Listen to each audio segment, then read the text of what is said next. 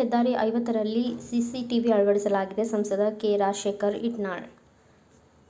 ಕೊಪ್ಪಳದ ಆಧುನಿಕ ಭವನದಲ್ಲಿರುವ ಲೋಕಸಭಾ ಸದಸ್ಯರ ಕಚೇರಿಯಲ್ಲಿ ಕೊಪ್ಪಳ ಜಿಲ್ಲೆ ರಾಷ್ಟ್ರೀಯ ಹೆದ್ದಾರಿ 50ರ ಅಡಿಯಲ್ಲಿ ಅಳವಡಿಸಲಾಗಿದ್ದ ಸಿಸಿಟಿವಿಗಳ ಕುರಿತು ಮಾಹಿತಿ ನೀಡಲು ಕರೆದ ಪತ್ರಿಕಾಗೋಷ್ಠಿಯಲ್ಲಿ ಮಾತನಾಡಿದರು. ರಾಷ್ಟ್ರೀಯ ಹೆದ್ದಾರಿ 50ರಲ್ಲಿ ಆಗಸ್ಟ್ 2024ರ ಅಂತ್ಯದಲ್ಲಿ ಸುಮಾರು 190 ಅಪಘಾತಗಳು ಸಂಭವಿಸಿವೆ. ಅದರಲ್ಲಿ 59 ಸಾವುಗಳು ಸಂಭವಿಸಿವೆ. ಈ ಬಗ್ಗೆ ರಾಷ್ಟ್ರೀಯ ಹೆದ್ದಾರಿ ಪ್ರಾಧಿಕಾರ ಮತ್ತು ಜಿಲ್ಲಾ ಪೊಲೀಸ್ ಅಧಿಕಾರಿಗಳ ಸಭೆ ನಡೆಸಲಾಗಿತ್ತು.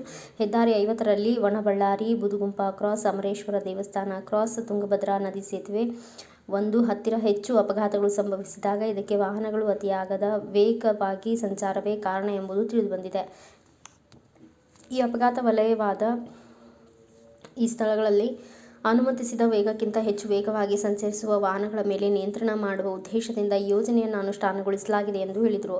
ರಾಷ್ಟ್ರೀಯ ಹೆದ್ದಾರಿ 50ರ ರಸ್ತೆ ಅಪಘಾತಗಳನ್ನು ತಡೆಗಟ್ಟಲು ವಾಹನ ವೇಗ ನಿಯಂತ್ರಣ ಮಾಡಲು ಸೆಕ್ಯುರಿಟಿ ಸಿಸ್ಟಮ್ ಮತ್ತು ಸಿಸಿಟಿವಿ ಅಳವಡಿಕೆಗಾಗಿ ಕೇಂದ್ರ ರಸ್ತೆ ಸಾರಿಗೆ ಸಚಿವ ನಿತಿನ್ ಗಡ್ಕರಿ ಅವರಿಗೆ ಮನವಿ ಮಾಡಿದ್ದು, ಇದಕ್ಕಾಗಿ 2,05,00,000 ಮಂಜೂರು ಮಾಡಿದ್ದಾರೆ. ಇದರಲ್ಲಿ 1,39,00,000 ವೆಚ್ಚದಲ್ಲಿ ರಾಷ್ಟ್ರೀಯ ಹೆದ್ದಾರಿ ಪ್ರಾಧಿಕಾರ ವತಿಯಿಂದ ವನಬಳ್ಳಾರಿ, ಬೂದುಗುಂಪ ಕ್ರಾಸ್, ಅಮರೇಶ್ವರ ದೇವಸ್ಥಾನ ಕ್ರಾಸ್, ತುಂಗಭದ್ರಾ ನದಿ ಸೇತುವೆ ಮತ್ತು ಮುನಿರಾಬಾದ್ ಪೊಲೀಸ್ ಠಾಣೆಯಲ್ಲಿ ಸಿಸಿಟಿವಿ ಅಳವಡಿಕೆ ಮಾಡಲಾಗಿದೆ ಎಂದು ತಿಳಿಸಿದ್ದಾರೆ.